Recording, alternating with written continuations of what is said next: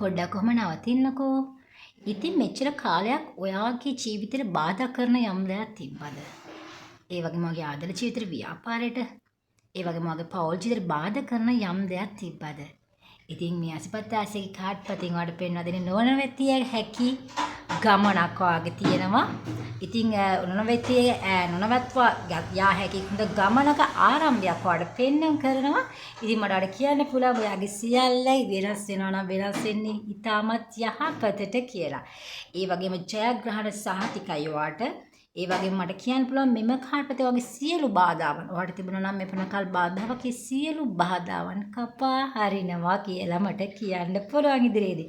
ඉතින් ඒ වගේම ඔයාලට කියන්න පුළුවන් ඔයාලට පුංචි යුද්ධයක් තියෙනවා මේ දිනවල කරගෙන යන්න. ඉතින් ඒ යුද්ධය කියන්නේ ඉතින් ඒක මානසික යුද්ධයක් වෙන්න පුළුවන්.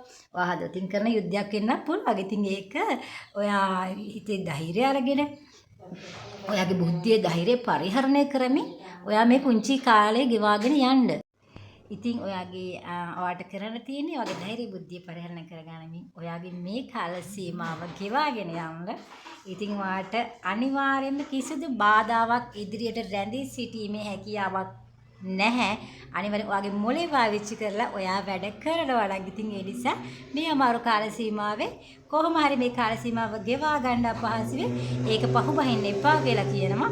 ඒ වගේම ඔයාට ඉස්සරහම ජයග්‍රහණ සහතිකම සහතිකයි. ඒ වගේම ඔයාට ඉදිරියට කිසිම බාධාවක් ඇති වෙන්නේ නැහැ. ඔයාගේ ඔය මං කියන්නව සියලු වැඩ කටයුතු වලට ඉතින් අනිවාර්යෙන්ම බව ෆලෝ කරන්න තවත කරන්න එපා. Thank you.